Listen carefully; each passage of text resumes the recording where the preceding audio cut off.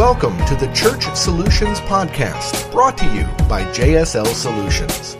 The Church Solutions Podcast is designed to help equip you and your church in the use of technology and other tools and services. And now, here are your hosts, Steve Lacy and Phil Thompson. Hello, everybody, and welcome to another edition of the Church Solutions Podcast. Hi, my name is Steve Lacy. And my name is Phil Thompson. Thanks for joining us on this weekly podcast. You can catch us on iTunes. You can catch us on newmediaministries.tv. You can find us somewhere on YouTube, the audio version, if you look for StreamingChurch.tv. And we're a company that is really very much tech-related. What are some of the things that we offer people, Steve? We offer streaming media through StreamingChurch.tv, church apps through Church App Live, and church management and church websites through myflock.com.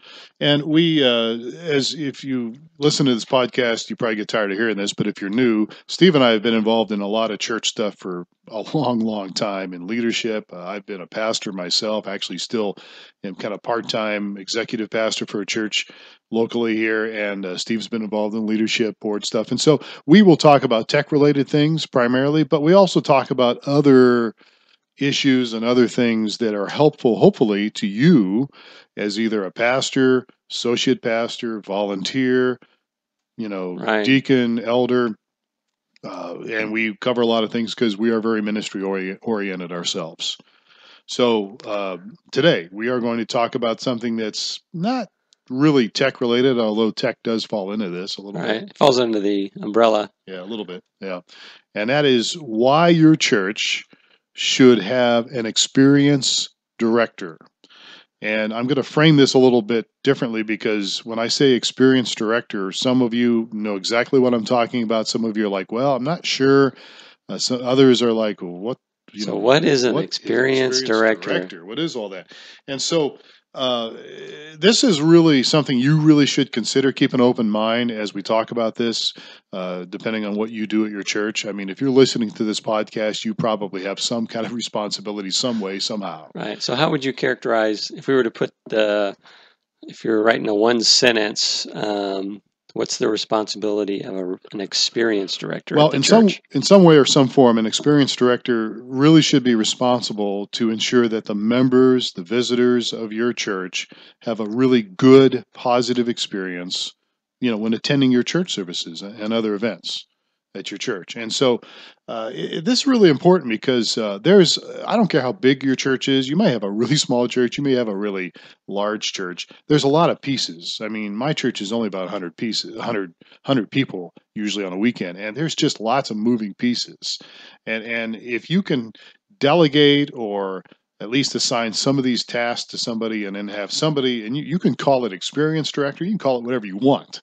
Right. Somebody that's kind of takes the pressure off the pastor. When we say experience, we mean the experience of those coming to the church, right? Exactly. They want to ensure that there's a very positive experience for those people. Yeah, and somebody, I'm just saying this, in my opinion, you ought to have somebody that's your point woman or point man or whatever that can kind of be responsible for these things we're going to talk about.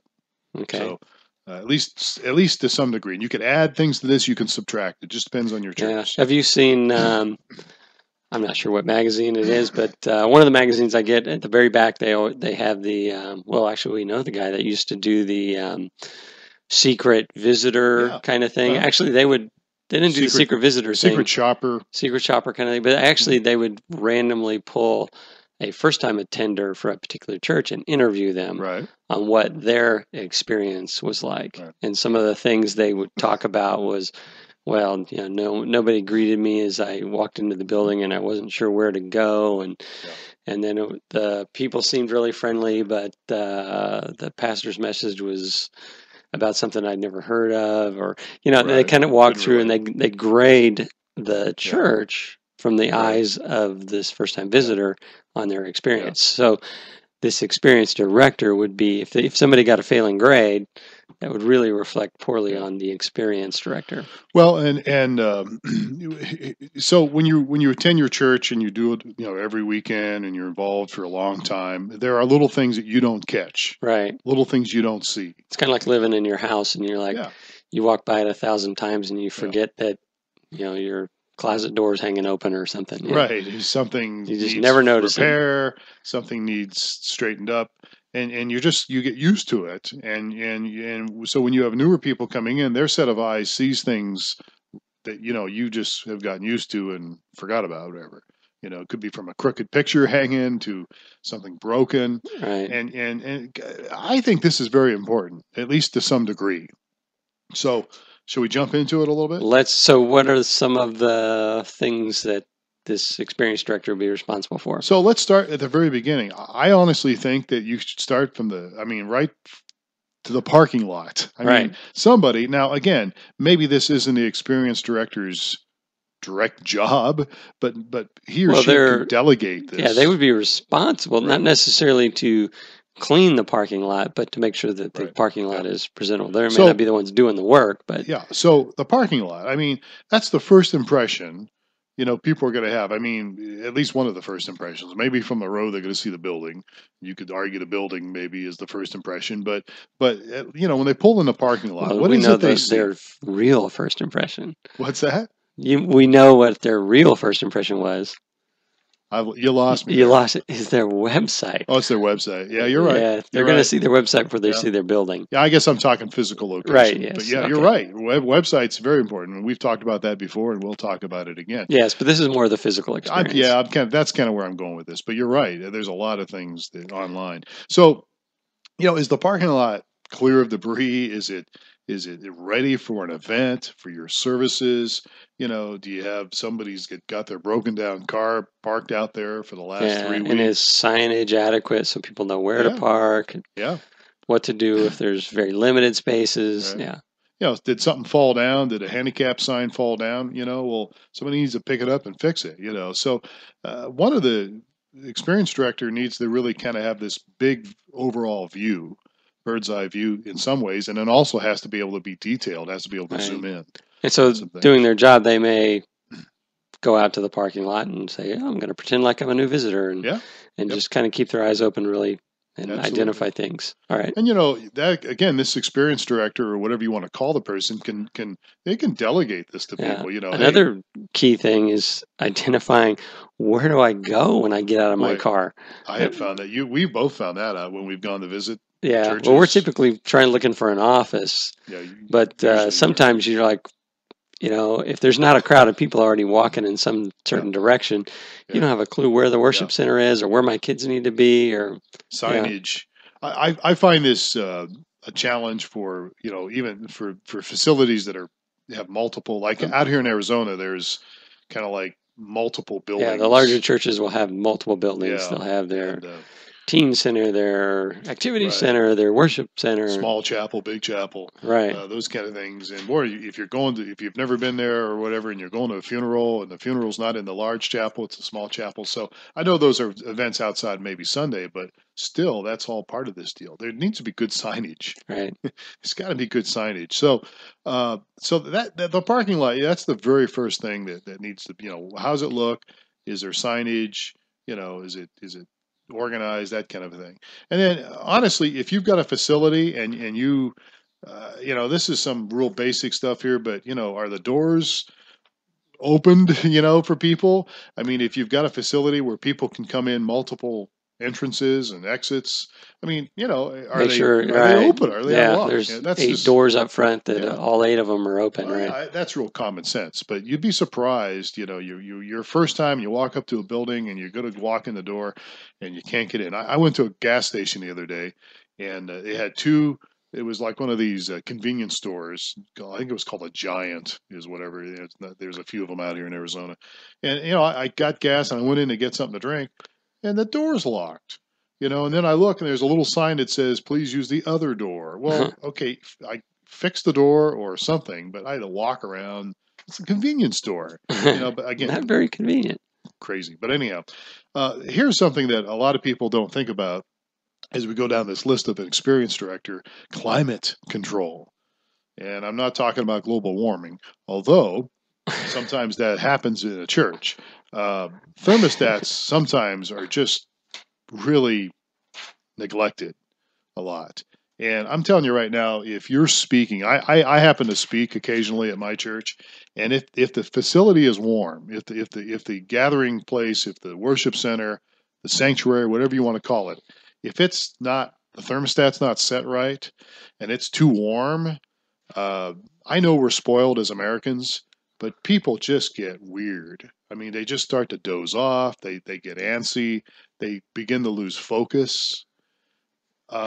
You should really make sure your thermostats are regulated correctly, and that you should probably have them a little bit cooler than, I don't know. Everybody's a little different, but maybe 73 degrees or something. But and I realize we're talking to different cultures here. Yeah, different cultures, different parts of the country, and maybe it's a heat thing in certain parts. And in the South, you got a lot of humidity and stuff. But if you've got thermostats, if you've got the ability to do you're gonna want to, you're gonna want to set them. I mean, my wife and I as well. I mean, wife, we go anywhere to eat or whatever. She takes a jacket, even if it's 110 outside, because it's typically too cold in the facilities for her. But that's what people expect. Well, a little movie cooler. Theater is the same thing. Yeah. So honestly, the experience director, make sure that your thermostats or people are paying attention. Whoever, either the experience director or somebody that's delegating, make sure. One of the keys, I think, to this as well is that there is an experience director that is ultimately responsible for all the experience, and that it's not spread out between, you're the thermostat guy and you're this guy and you need one person, I think, that's going to be responsible for making decisions around the whole experience. Well, and I get into this here a little bit later, especially when it comes to music, because we're going to talk about sound too and how that all that affects, and that gets a little touchy, but yeah, absolutely. So again, experience director, part of their job is the lobby. Is the lobby clean? Is it organized? Do you have an information table or a welcome table? This always happens at my church. We have a welcome table. People can walk in, they get a little gift, they can see some information on our church, and it always gets cluttered because there's always somebody putting their business cards on that thing or sign-up sheets for some potluck, which I just hate sign-up sheets. It's my pet peeve. We have connection cards. Use the connection cards. If you're interested in an event, put your name on a connection card. We don't need sign-up sheets and connection cards, but that's my own little soapbox here. So you can deal with that all you want. But the idea is the experience director, the lobby. How's the lobby looking? Is it neat? Is it organized? When a first-time visitor comes in, is the sanctuary, is it clean? Is it organized?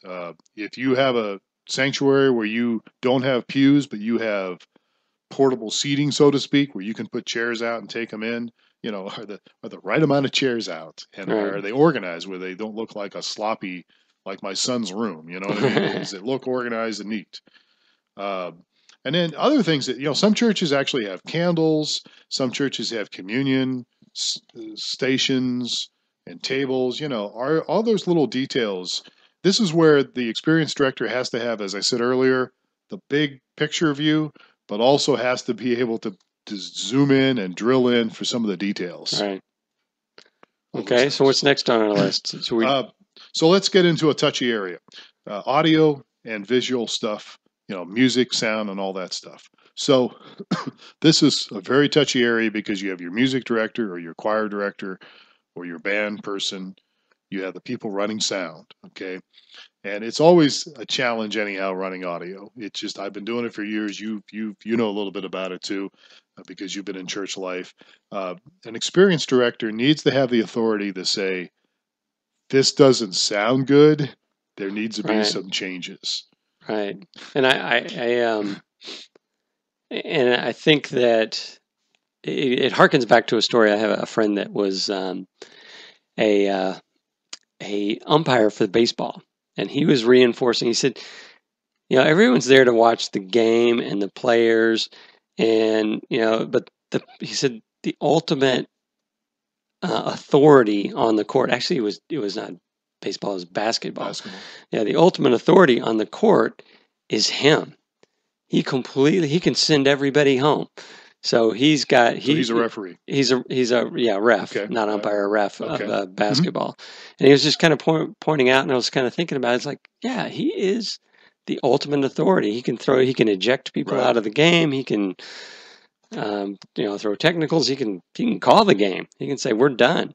We're out of here. So he's the ultimate authority. And I kind of see this while the experienced director's not in charge of the worship band, they are the ultimate authority over, no, you need to change this, or we need to, they need to win the battle of the experience. Yeah. And that means that has to be communicated clearly, multiple ways to different sources. So your authority as the experience director, or whatever you want to call yourself, whoever's your ultimate leadership. I mean, some churches are very pastoral driven. The pastor team, the staff kind of drives the leadership. Others, board kind of drives the leadership. But wherever that authority comes from, that has to be delegated from either the pastor or the leadership team to that experienced director, that they have that they have the authority to say, you know what? Yeah, we're going to drop that last song because it's going to put us short on time or whatever. And they needed the ability to make that call. And again, this gets touchy, but I mean, I've been in situations where the mix wasn't good in the audio, and I had to step in and go, you need to bring that person down on the microphone, or bring the guitar up, or bring it down. And it can get a little touchy. So if that's not communicated properly to those other people, they need to respect that. And if they're not respecting it, there needs to be some meetings sometime during the week. There's got to be tact, and the experienced director needs to work with these people, because they're not the most skilled mixer and the most skilled worship person. So there's a cooperation that occurs. So I'll give you a personal example here. We have at my church a person that helps run sound occasionally. And her job during the week is, what's the term? She's a person that works with people's hearing. What's the technical term? Audiologist? I think that's what it is. And so when she goes to mix sound, when she first started, it was, the overall level was lower than what we were used to, because she's very sensitive to ears, which is nice. But, so in fact, the other day, I noticed something was off, and I said, and I mentioned something. She goes, "That's really loud up there." I said, "Well, what's your decibel meter say?" She goes, "Well, I don't have one." I said, "Well, you need to get one on a phone, and we could just do a decibel." I said, "How else are you going to get a consistent deal?" Right. And he's like, "Well, I could just do it. I just know." And so I didn't argue with her. I'm not even in charge of that team anymore overall. I am kind of the experienced director at my church, executive really now. But so I just talked to the guy who's overseeing that department later. So I didn't make a big deal about it, because it's Sunday morning. Right. The last thing you need is a fight Sunday morning. Okay, you don't need tension. There's enough going on. So let's just try to get through it as best we can, and then work on it during the week. And so I don't know if she was offended or not, but I didn't want to push it. Whereas years ago, the old Phil Thompson would have said, "Just do it," and I didn't do that. But we got by it. But so to your point, Steve, that all this stuff has to be communicated properly, because that experienced director, they have to know what their roles are, what their authority is, and so does everybody else, so that they understand the experienced director, really does have the final say when it comes to lighting, when it comes to audio, whatever that might be. And so as we move on down the list here very quickly, I hope people are getting the gist of what we're getting at here. Things need to be communicated. Most church services are pretty much the same every weekend, but there are some changes. If you're a church that has videos that you run, if you have different events, some churches will have a baptism once a month. All that stuff needs to be worked with the experienced director. They're almost kind of like your make sure the videos are there, that they actually play properly, sound levels are right, and also the order of service. Right. The order of service, that experienced director needs to be a part of the order of service. So might be the same every week, might be a little different. My church is pretty much the same every week, but I know over at your church, sometimes it would change every week. So that experienced director, sometimes it changes on the fly, and we had an experience this past weekend where there was a video in the order of the service, and when it got time to the video, the guy that's driving the video saw that the video was not there. So they had to, fortunately, they had to communicate to the person that was speaking and introducing the video that there's not going to be a video. They managed to pull it off so that the crowd never knew what was going on. But Well, and those are good because that way you eliminate kind of that awkwardness. And yeah, and turn your attention to the screen for this video. and there's- Somebody in the back, sorry, no video. Turn the lights back on. Yeah, really. So, yeah, depending on what your church is, and as we're throwing this term out, experience director, because we're talking about the overall experience of members and visitors. In some cases, this experience director also kind of becomes your executive producer, Right. so to speak. And I know we're using terms here Executive director for sure, but Director, producer, producer, yeah. And I know, as I just mentioned, we're speaking to lots of different churches here on this podcast, different cultures. And when you hear executive producer, you think, well, this is not a TV show. Well, it's not a TV show, but if you have lots of different parts in your service, you need somebody to kind of bring that all together, coordinate all that, and make sure everybody's on the same page. Right. That's all we're talking about. Yeah, and they'll help set the tone for the message, and right. Yeah. And again, this should help your senior leaders. This should help other people. It's this person is supposed to complement and help take the pressure off everybody else, so that the pastor can do his job or her job. The other people involved, the people leading music can do their job, and everything's going. The whole idea with this is that so it flows, and that you don't have awkward silence. That things go well, and your presentation Sunday morning or whenever you have a service goes well, and it's a good experience for everybody. So. Let's just kind of roll down the list here. These are some things you could add to this position. It could come down to programs. If bulletins, programs, whatever you want to call it, that person makes sure that there's plenty of those available. Connection cards, tithing envelopes. Yeah, people can connect with each other, can give. Even if your church has hospitality and you're dealing with like kitchen stuff going on, like my church, we actually have some snacks and coffee for people when they walk in and when they walk out. Those kind of things. That person is also involved in that. Experience director is also involved in that as well. And I just can't stress, if you really want to get your church to the next level, at least take some of this stuff. Maybe not all of it, but at least take a piece of it here and, add it to what you're doing to try to enhance what you're doing, so people have a good experience. Okay, so what else we need to cover here on this? So it looks like, on the list you had, making sure that all these pieces are in place, and then they're actually responsible for making sure the place gets shut down properly, right? You know what? I think it is. If you don't want to give that to experience director, give it to somebody. But to me, there needs to be one person at the end of the day, that's in charge. And so, if the church isn't locked up, the thermostats aren't. We're real budget conscious at my church, and so we have 6 thermostats. We have 6 AC units. When somebody leaves 2 of those AC units cranking, and they run for a few days, it kills my budget. Okay, so somebody's got to take responsibility for that. So the experience director or whoever that might be needs to definitely a problem in southern Arizona. Huh? In Tucson especially here. But doors got to be locked up. Security systems need to be armed because hey, you're entrusted with some resources here. God has entrusted you. People are giving their money. And so there's got to be some responsibility taken here. So you're good stewards of these resources. And that's part of what an experienced director could be a part of. Some people say, oh, it's all maintenance. Well, it just depends on your church, and how you've got things set up. But real important that you at least consider having an experienced director, because it can really get your services to a higher quality, and it does mean working together though with pastors and volunteers, music people, and that's hard to do because the pastor wants to talk, And maybe, you need to, here's one of the things I would encourage you guys to do out there, and that is have some kind of a debriefing at least once a week. So where you sit down and talk and include some people in on this. How did the service go or services go this weekend?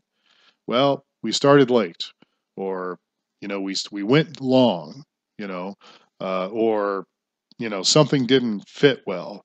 And part of the experience director can be involved in this so that you have a good fix some of those issues so they don't just keep happening over and over again. Right. I don't know. It's just, we try to do these podcasts so that we can help you as a church in every way, technically speaking, as well as, your services. And we have found that if you can implement some of these things, it will help you grow. It will help you just become a more effective time, because people's time is precious. And so they don't want to come and waste their time. They want to get something out of it. They want to be involved. They want to give back to the church. And if you have somebody that kind of organizes all this stuff, it makes everybody's life so much better. All right. Sounds good. All right. So do you have feedback on this subject? We would love to hear from you on it. And all you have to do is send us an email, support@StreamingChurch.tv. That's support@StreamingChurch.tv. We'd love to hear your thoughts on this. You want to add something to some of these things we talked about? You think we're crazy? Do you think there's no place for that here in a church? Or do you think maybe there's even some other things? Let us hear from you. We'd love to hear from you. And check out our podcast on iTunes. Subscribe to it. Give us feedback. Give us a review. And our other platforms, newmediaministries.tv. Check out our Facebook page, facebook.com/StreamingChurch.tv. And we've got lots of social platforms out there. So like some of our stuff and be involved. And Steve, thanks for giving us some feedback on this. You've been involved in these things for a long time. Yeah, it's a great topic. It's an interesting topic, which I think is needed today. So I'm Phil Thompson. He's Steve Lacy. And for all of us here at the Church Solutions Podcast, thank you so much for spending a little bit of time with us today. We will catch you next week for another podcast. Take care and have a great weekend.